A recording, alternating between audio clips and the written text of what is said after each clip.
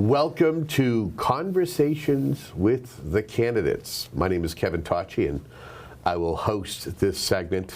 The idea of this segment, it is that time of year that there are town elections in both Whitman and Hanson, and we try to get the candidates to come on in and talk about the particular office that they're running for, some of the knowledge of it, and then what they would intend to do if they are successful, or maybe we might just find out why they're seeking re-election.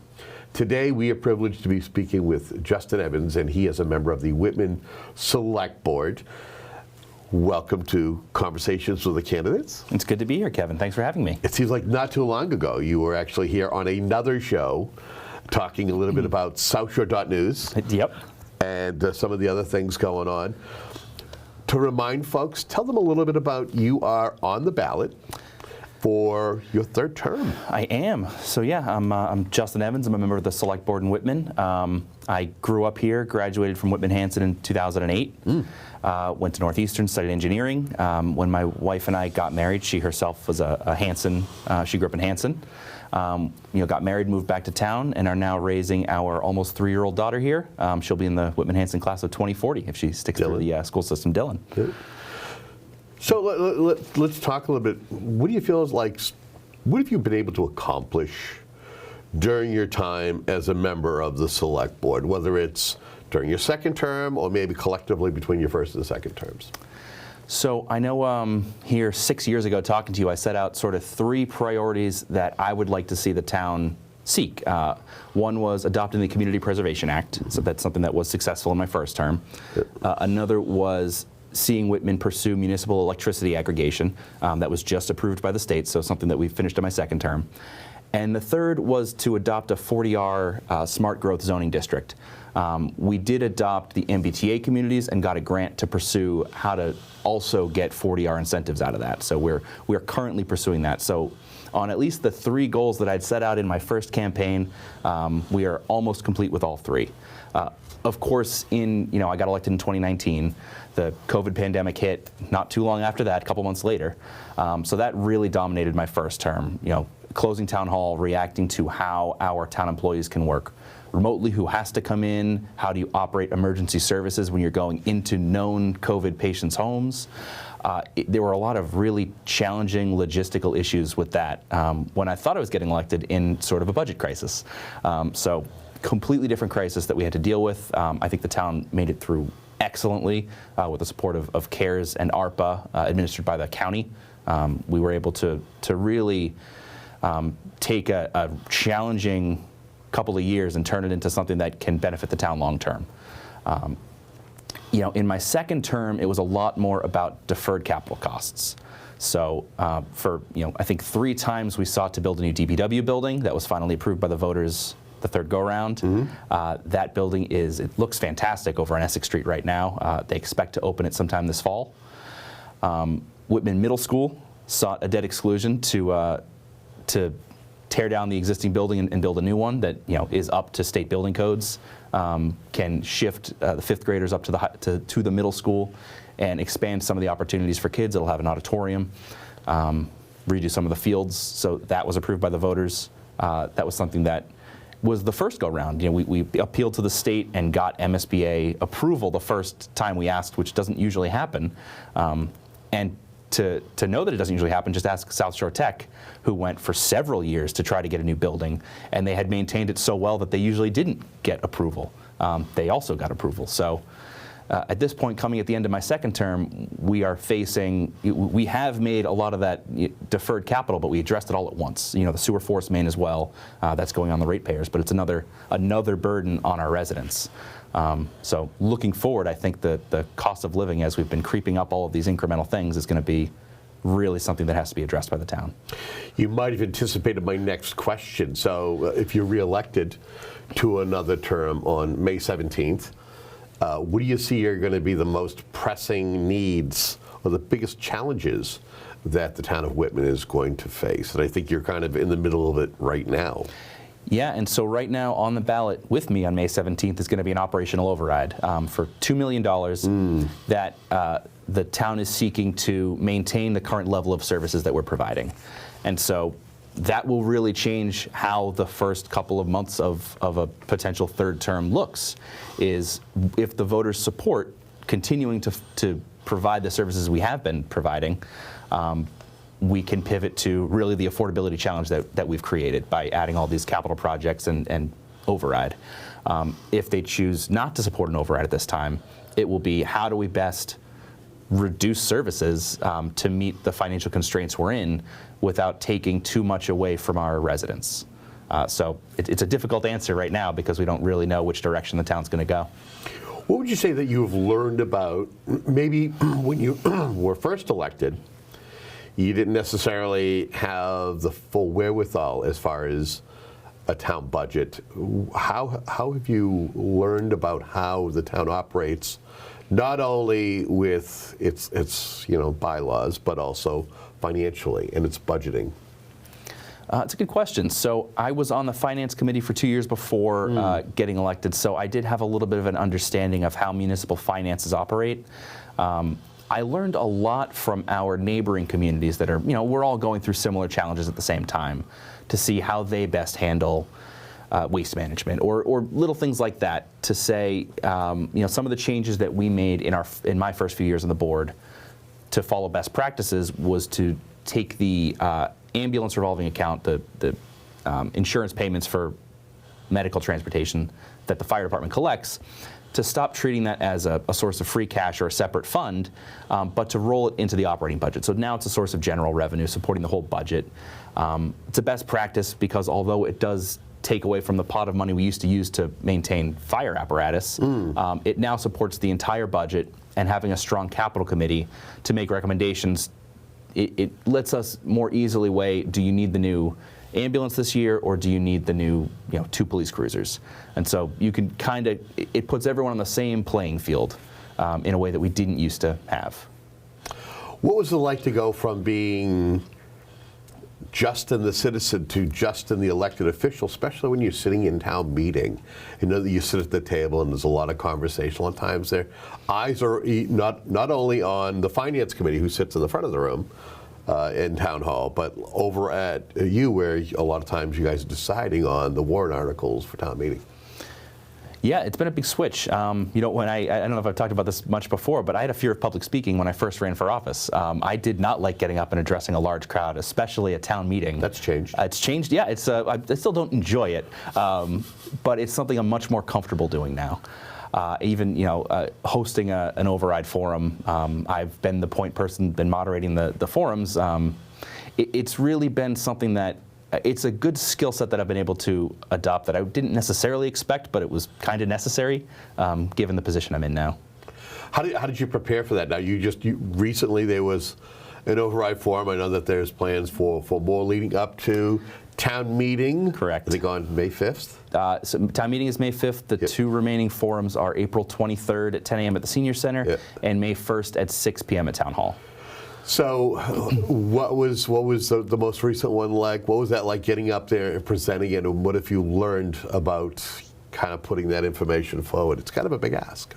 It's a big ask, and I think my biggest concern in putting the information forward is that the citizens make an informed decision. So you can have the gut reaction to, we don't want our taxes to go up, or we don't want to cut services, but to really understand this is the constraint we're in, this is why we're here, we're not the only one in this situation. The school budget is constrained by these variables, by special education, out-of-district placements, transportation costs. The town and the schools have the same insurance and utility and pension obligations that are increasing at more than 2.5% year over year. So to meet just our basic needs, we have to either draw down from services or seek additional revenue. Just to put that out there, to know that hopefully there's a good turnout at the election, we make a decisive decision and can move forward from there, but it's at least an informed decision. That's really what we're going for. It's a lot of prep work. I think in past years, this process would have been run through the town administrator, but as you can imagine, this time of year is a very difficult time for the town administrator preparing budgets, getting ready for town meeting. We are currently bargaining with 5 unions in town, all 5 of our unions, and the town administrator takes point on those. So it's just constant meetings and budget presentations, going to Finance Committee and School Committee and Select Board meetings. So So anything that the select board can take off of her plate and take lead on, this is the override we're seeking and why, just goes a huge way toward making the whole spring run smoother. And people don't realize what goes into being a select board member. It isn't just necessarily attending the meetings that are held every other week, but you are a liaison to other, town departments, and like you said, you talked about you got 5 unions right now that are you're negotiating with for new contracts, and knowing that it's happening during a time where there's a little bit of a financial crisis. I mean, well, what is that like for you? It's a lot, yeah. So I mean, I guess there's 2 ways you can go about being a select board member. You could be the board member that comes to meetings every 2 weeks and votes on the information provided to you, or you can take a more proactive role in shaping policy, and that's the approach that I've taken. So yeah, I currently serve as the vice chair of the Capital Committee. I've been on the Capital Committee my entire time on the board as an engineer by trade. It made a lot of sense.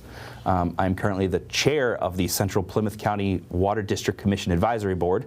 We appoint the Central Plymouth County Water District Commissioners to oversee water quality issues in our area. And I'm on the Middle School Building Committee, watching that building get built. And I'm sure there's a dozen others. Budget Override Evaluation Committee back in 2019. There's a lot of different things there. I'm the liaison to the school district, which is in itself quite a lot of work, following their budget, understanding Chapter 70 and hold harmless and all those things, and then taking that information back to explain to residents, department heads. I am one of the select board members probably most online right now, so a lot of residents find it easy to message me on Facebook or reach out to me and ask simple questions. If it's how do I vote in this election, I can answer it or direct them to the clerk. Or if it's something like I don't understand why this is happening in town, or why it was trash pickup delayed, like any of the simple things that you don't know how to get an answer to, I've been a face online that they know they can reach out to. Knowing that you're a parent, knowing that you have a full-time job, knowing that being a select board member is a full-time job as a volunteer. Yeah. Folks don't realize that you do not get paid for all these hours and it seems like it's a source of pride for you, and not only as somebody who is out there and is the face, but even as somebody who puts out a regular newsletter as a select board member. Yeah, it's been a huge sense of pride for me. That's the reason that I'm running for a 3rd term. Is I've really enjoyed this work, even on the difficult days. Moderating a override forum is not necessarily an easy thing. You get a lot of critical feedback. It comes with surprises. It comes with surprises, but it is you are helping drive the town forward, helping them make an informed decision on what kind of town they want to live in. And there are times where it's coming down to people at the forum. Some of the people in that room will really struggle to afford the proposed tax increase. And other people in that room stand to lose their jobs. So it is a tense environment, fairly high pressure, and I know that I thrive under, but it is really rewarding to get through those processes and say, these are the options, please vote on May 17th and decide what kind of a town we want to live in. It's interesting, and I'm sure you've heard these questions, but how has the town arrived at this point? What kind of structural financial issues is the community dealing with? Is this going to be something that is going to be, is it something that's systemic, or is it something that can be resolved with this particular override starting on May 5th, and depending on what happens on May 5th, will either be approved on May 17th with a ballot question? So this has been a long time coming. I mean, the town started planning for this even before I ran for my 1st term on the board. We brought in a financial consultant in 2019 to start making some improvements, best practices, seeing how we could, if there was a way to delay this or what type of an override we would need to seek. But ultimately, it comes down to the constraints of Proposition 2.5. Our aggregate taxation can only go up 2.5% year over year. So not anyone's individual increase in taxes, but the aggregate, plus new growth, which new growth has been stagnant since interest rates started creeping up. That really slowed down with tariffs coming in, particularly on lumber and gypsum from Canada and Mexico. I don't think it's going to get much better in the immediate future. Hopefully some of the state policies around affordable housing will counter that, but that's a hope. So with those constraints, your state aid has been relatively flat, both in Chapter 70 aid to the school district, where our school population, our student population is declining. So by the state's own formula, because the student population is declining, they see us as needing less state aid. So they're giving us the same amount of aid they gave us last year so as to hold us harmless. But a 0% increase year over year puts the entire increase of the school's operating budget on the towns, and their operating budget is facing the same challenges as ours with, I think I mentioned earlier, but utilities and pensions and healthcare. You know, our healthcare premiums went up 7% this year. Our pension obligation went up about 10% this year. Utilities have been in the news quite a bit recently as just an uncontrollable cost, and even as we seek competitive third-party suppliers, both in the town and in the school district, and now municipal aggregation on behalf of the residents, it is still going up more than 2.5%. So we're consistently trying to control our costs, but it's the fixed costs that are really pressuring us. You know, the labor market as well. In an inflation environment, our employees, I think, correctly believe they deserve an increase greater than 2% year over year if inflation is going up at 4 or 5%. So it's been a lot of challenges, but you know, it's come to this point where a $2 million override, which is the proposal from the Select Board, will cover the deficit for this year and, you know, a little bit more, about $300,000 more, because we're using some free cash to pay OPEB, other post-employment benefit obligation, as well as some of the pension liabilities, things that we see an end to in future years. But that's all we're planning on covering with this override. Next year, if the override passes, the deficit will be a little more than $500,000, and in fiscal 28, it's back to $1.8 million at current projections. But is there a hope that, because my understanding is that the state hasn't necessarily been able to provide that the essentials when it comes to local aid and what they give to the communities. You talked a little bit about Chapter 70s. We know Chapter 90 is essential for a lot of the road work. But then anything additional, and I heard it's anywhere from 1.5, maybe 1.7% that the state's given, even though the fiscal 26 budget for the state, the governor's version, jumped up by $6 billion. And the governor's version on the unrestricted general government aid, I think, is even more optimistic than the House version that was just released. Yeah, so it's not usually the case. So not a great sign for the way that the legislature thinks that our state revenues are going to look if they are trying to pull back. So I'm not too optimistic that the state is going to solve our problems. I think kicking the costs down to the towns appears to be where we're going. And you can see that in, you know, Hanson is seeking its own operational override. You know, Norwell, Hanover, I think Bridgewater's seeking one. Milton, Duxbury just had one that did not pass. So it's... But Duxbury looked for a big piece of change, and they were also looking trying to grow some departments. And I think that informed Whitman's decision. So, you know, when Whitman was considering, we had two proposals on the table. Do you want to seek an override that funds the current level of services we're providing to close the gap for this year, or do you want to project out 3 years and cover ourselves for those next 3 years? And I had supported the 3-year option. We'd gone back and forth. Our board seemed split. The Finance Committee came back with a unanimous decision to support a 1-year override, cover the gap this year, for a couple of reasons. You know, in part, it's difficult to project forward, and even more difficult to explain how we're projecting forward to the voters. It is, you know, we are hopeful the first recreational marijuana dispensary is set to open in Whitman any day now. They have their provisional license from the Cannabis Control Commission. So we will see additional revenues coming from that. We don't know how much. We know that the state's regulations have restricted those in recent years since we've even passed or overturned the prohibition on dispensaries in town. But we're projecting about $100,000 next year, but we don't know if that's going to be, how accurate that's going to be until one of them opens and starts selling. So there's a couple of unknown factors going in right now, and then no one knows in the economy right now. It seems to be fluctuating quite a bit day to day. So the Finance Committee thought, go for what we need this year to get through.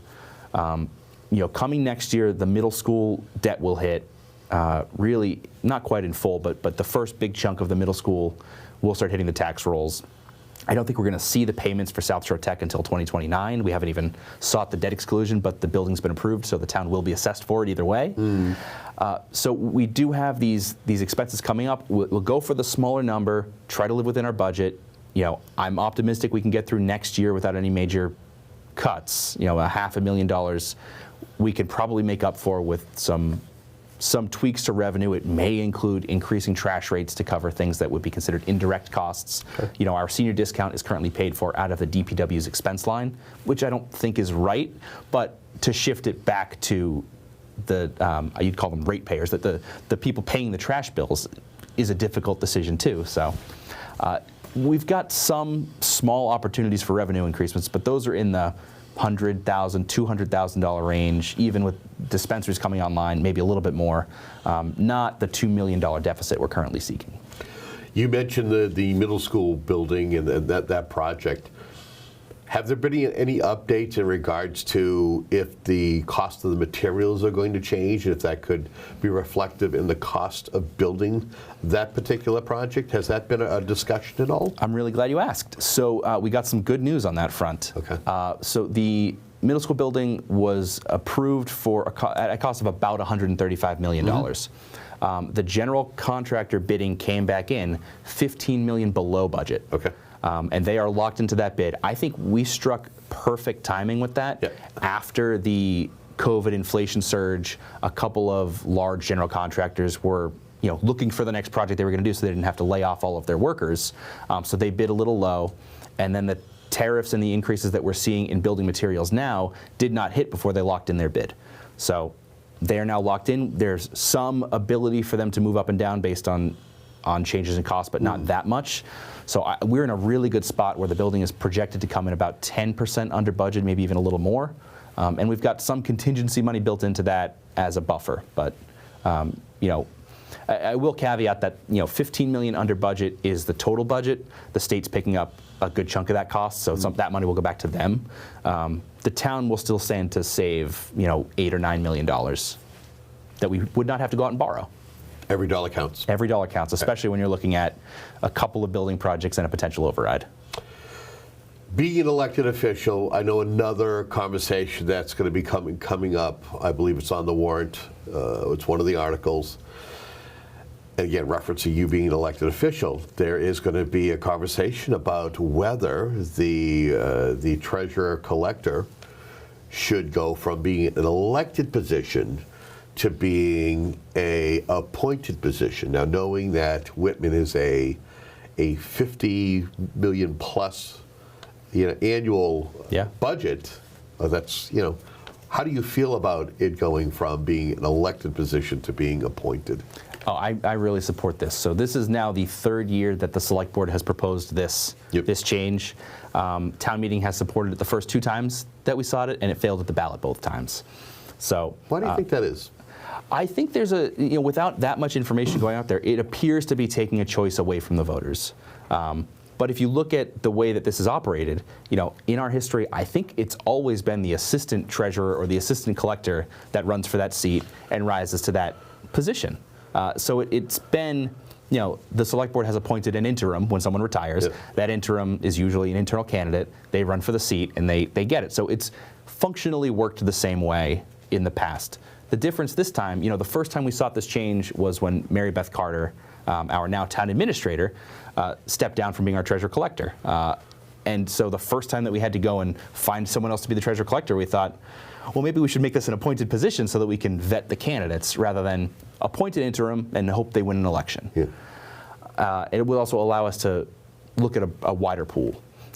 When Mary Beth's successor, Ken Lytle, left Whitman for a job in another community that paid him a little bit more, we appointed someone that does not live in town, who was the assistant collector at the time, to step in and do the role, keep the office running, with the knowledge that she is not going to be able to run for the seat. And so now we are faced with a person who's is running for the seat, has pulled papers, got 50 signatures, who I've still not met. And who knows about their qualifications? Right. I believe she's an accountant and should be qualified to do the job. Understands that you have to go and take courses to train to be a municipal treasurer and a municipal collector. But it's kind of a leap of faith on behalf of 50 residents who signed her papers, what's going to be a non-competitive race on the ballot. Yeah. So that worries me more than, not asking the voters to vote this person in every 3 years, to move that into a management structure like our police chief, our fire chief, our town administrator under the select board. Well, we just got a couple of minutes left here. If and when you're re-elected for your third term, goals. Have you thought about goals and what you would like to, do for the next 3 years? Maybe set a vision. Yeah, so I'd like to see the 40-hour process that I started 6 years ago now really come to fruition, to see not just the penalties for not developing affordable housing in town, but also to start to see some of the benefits. In part because the housing market's been kind of nuts. And, I was elected to the board in my 20s. I'm in my mid-30s now, a father. Yeah, it's to go through that process of buying a house when I was young with my wife, starting a family, and seeing people that are my peers unable to do the same right now. I got lucky in the market timing. Is really difficult. So I'd like to continue to work on the affordability challenges with the town. We just started up a taxation aid committee. I'd like to see that move forward. And in the long term, the Plymouth County pension liability is set to sunset, the obligation is set to sunset in 2030, and then we just need to pay the recurring costs of retirees. So there's about a $3 million opening there, and I would like to see how we can use that money either to pay down the OPEB liability, which is probably the smart financial move, or to maybe pay down some of this debt we're taking out, or find a way to give some of that back to the residents and not hit them with this burden year over year over year. So affordability is top of mind right now as we enter, I guess, my third term. Anything that I haven't asked you, but you feel that you want to kind of address real quick, or if folks want to find out more about you, your campaign, maybe they might want to reach out to you with a question, how can they do that? So the easiest way is social media. I'm at Vote Justin Evans across Twitter, Facebook, Instagram. I don't think I have a Blue Sky account for that, for my campaign yet. But that's the easiest way to follow me, to get in touch with me. I have a website at votejustinevans.com. That's where I publish my newsletter every month on what's happened in Whitman. And really, I think the most important thing is to show up on May 5th to town meeting to vote, and then May 17th for the town election. There are some, even outside of the elected position races, there's some really important decisions like the override and the appointed treasurer collector on the ballot. So I do encourage everyone to get informed and come vote. Once again, thank you for being my guest and discussing your campaign for not only for re-election, but kind of giving the nuts and bolts as to the financial situation in the town. It's appreciated. Yeah, I appreciate the opportunity. You got it. And we want to thank you for tuning in to Conversations with the Candidates. Again, we try to keep you informed so you could be a better informed voter when you go in to cast your ballot. Until our next conversation with another candidate, have yourself a great day.